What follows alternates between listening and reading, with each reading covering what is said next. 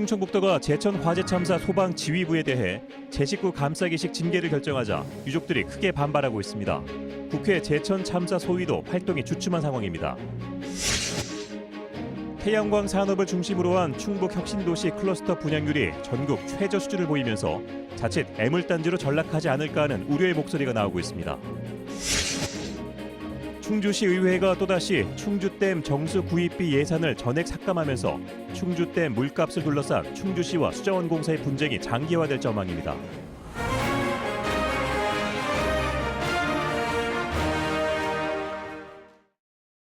시청자 여러분 안녕하십니까? 9시 충북뉴스입니다. 충청북도가 제천 스포츠센터 화재 참사와 관련해 소방지휘부 6명에 대해 징계를 내렸습니다. 그러나 유가족 측은 징계 처분에 대해 제 식구 감싸기라며 강하게 반발하고 있고 정작 불신을 키우고 있는 건 충청북도라는 비판까지 나오고 있습니다. 이만영 기자입니다.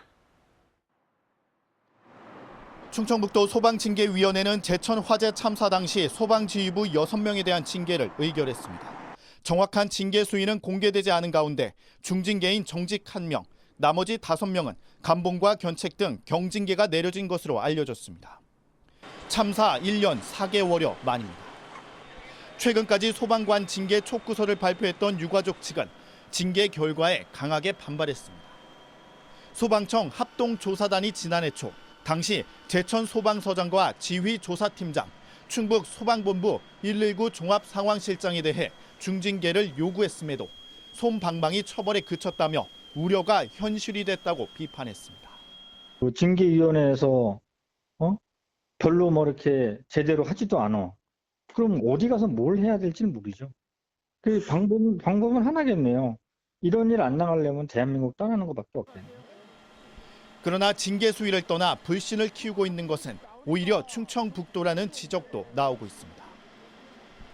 유족 측의 징계 요구에 충청북도는 형사처분 이유로 늦춰 반발을 샀고 징계 의결 이후에도 공식 발표를 예고했다 개인 통보가 이루어지지 않았다며 급히 취소하는 촌극을 벌였습니다. 네, 징계 결과에 대해서는 그 징계 당사자들의 개인적인 신상과 관련된 문제이기 때문에 개인들한테 당사자한테 결과가 통보된 다음에 충청북도는 내부 검토를 거친 뒤 당사자에 대한 통보 등이 마무리되는 대로 구체적인 징계 대상자와 수위 등 발표 여부를 결정할 계획입니다. KBS 뉴스 이만영입니다. 제천 화재 참사를 검증하기 위해 출범한 국회 행정안전위원회 소위원회가 위원들 간 이견으로 활동에 속도를 내지 못하고 있습니다. 제천 참사 평가 소위원회는 지난 5일 유가족들을 만났지만 충북도와 유가족 간의 합의 진행 상황을 봐야 한다는 일부 위원들의 의견으로 구체적인 활동 일정을 잡지 못했습니다. 또 국회가 경색하면서 참사 소위 활동도 불투명한 상황입니다. 전국 혁신도시마다 각각 특성화된 산업을 집적화하는 클러스터 용지를 보유하고 있습니다. 그런데 10개 혁신도시 가운데 충북의 클러스터 용지 분양률이 전국 최하위를 기록하고 있는데요. 태양광을 중심으로 개발 계획을 내놓고 있지만 자칫 장밋빛 청사진에 머물지 않을까 우려되고 있습니다. 하명거 기자가 보도합니다.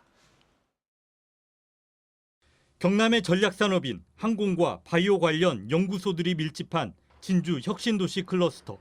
이미 2015년 8월 대부분 분양이 마무리됐습니다. R&D 할 수 있는 거는 거의 산업단지하고 맞물려 가기 때문에 그 수요를 많이 창출하기가 된 거죠. 하지만 충북 혁신도시는 상황이 다릅니다.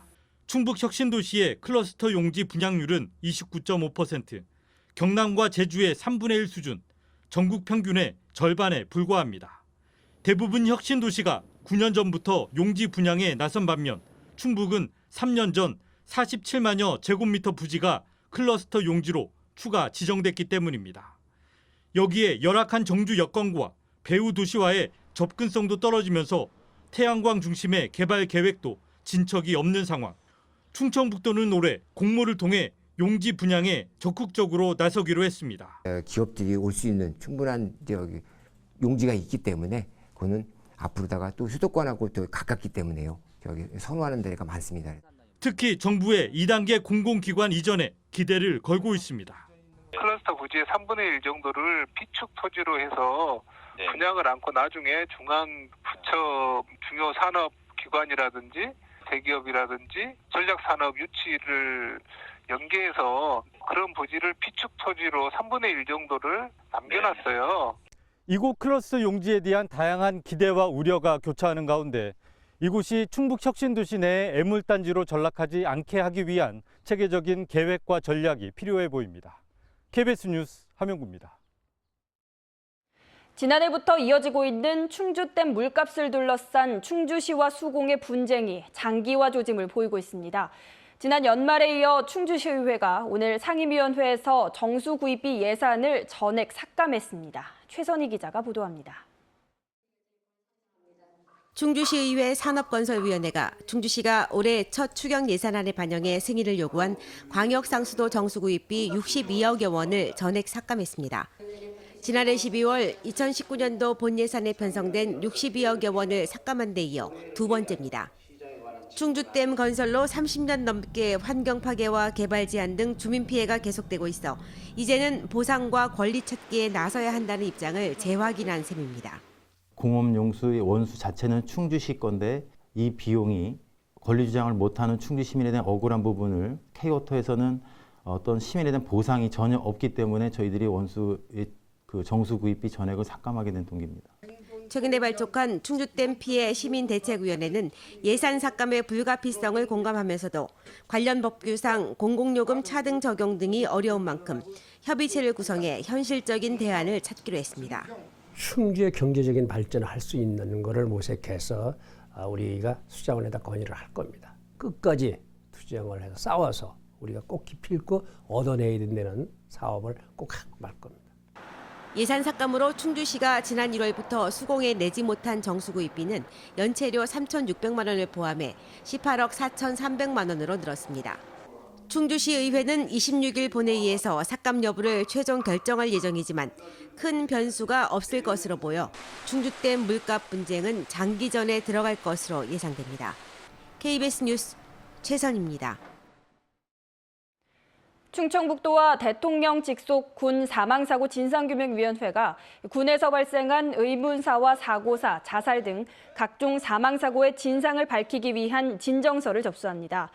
위원회 조사 대상은 지난 1948년 창군 이래 모든 사망사고로 오는 2021년 9월까지 3년 동안 활동하며 진정서는 내년 9월까지 우편이나 방문, 이메일 등으로 접수합니다. 충북 지역 무연고 사망자 4명 가운데 1명은 장애인인 것으로 나타났습니다. 자유한국당 김승희 의원이 보건복지부로부터 받은 지난해 장애인 무연고 사망자 현황을 보면 충북에서는 무연고 사망자 74명 가운데 25%인 21명이 장애인인 것으로 확인됐습니다. 김 의원은 장애인의 무연고사 원인 분석이 조속히 이루어져야 한다고 주장했습니다. 강산이 변하고 세대가 바뀌어도 군대 병영이나 병원 같은 네모난 학교 건물 구조는 그대로인데요. 수업과 교과에 이어 학교 공간의 혁신이 교육계의 화두로 떠오르고 있습니다. 그 실상과 과제를 박미영 기자가 취재했습니다. 다음 달 정식 개교를 앞두고 마무리 공사가 한창인 한 초등학교입니다. 1,200여 명의 학생을 수용할 학교를 짓는데 244억 원이나 투입됐습니다. 하지만 층층이 올린 네모 건물, 일자식 복도 구조는 30-40년 전 학교와 크게 다르지 않습니다. 주입식 교육과 통제에 특화된 일제강점기 군대 병영식 학교 설계를 수십 년째 답습하고 있는 겁니다. 수업과 교육 과정에 이어 이제는 학교 건물 디자인도 교재와 훈육이 아니라 소통과 참여를 위한 공간으로 혁신해야 한다는 목소리가 커지고 있습니다. 교육부가 미래 교육을 위한 학교 공간 혁신을 중점 과제로 내건 가운데 각 지역도 사업에 속도를 내고 있습니다. 서울시 교육청은 최저가 입찰이 아니라 설계 디자인 위주로 학교 건축 사업가를 선정하고 광주에서는 학생과 교사, 학부모의 의견을 반영하는 이른바 사용자 참여 설계가 이미 시작됐습니다.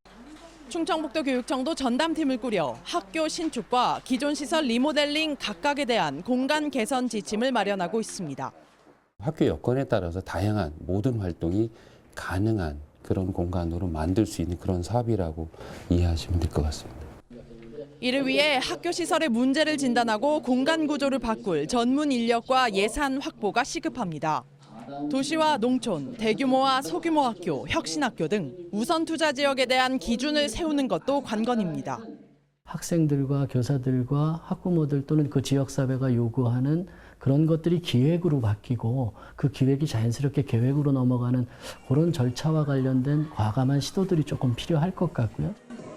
전문가들은 또 미래형 학교 건물의 기능이 단순한 교육시설을 넘어 주민 여가문화 공간, 마을 생활 거점으로 확대돼야 한다고도 강조합니다. KBS 뉴스 박미영입니다. 충청북도는 기간제 근로자였던 자신의 아내에게 급여가 더 지급되도록 서류를 조작했다는 의혹이 제기된 충북 농산사업소 5급 공무원 A씨를 해임했습니다. A씨는 기간제 근로자였던 자신의 아내가 근무하지 않은 날을 일한 것처럼 속이거나 직장에 다니고 있는 중에도 실업급여를 받도록 서류를 조작한 의혹을 받고 있습니다. 이와 관련해 충북도는 최근 인사위원회를 열어 A씨의 해임을 의결하고 아내에게 부당 지급된 급여의 3배인 260여만 원을 징계 부과금으로 징수하도록 결정했습니다. 또 A씨의 공문서 위조 의혹 등과 관련해 청주 상당경찰서에 수사를 의뢰했습니다. 청주지방법원은 10대에게 성매매를 강요하고 대가로 받은 돈을 일부 가로챈 혐의로 기소된 연인 사이인 25살 A씨와 19살 B양에게 징역 3년을 선고했습니다. 소년범인 B양에게는 복역을 모범적으로 할 경우 석방될 수 있는 단기 징역형 2년도 함께 선고됐습니다. 이들은 평소 알고 지내던 10대에게 악의적인 소문을 내겠다고 협박해 지난 2017년 8월부터 2달 동안 100여 차례에 걸쳐 성매매를 강요한 혐의로 재판에 넘겨졌습니다.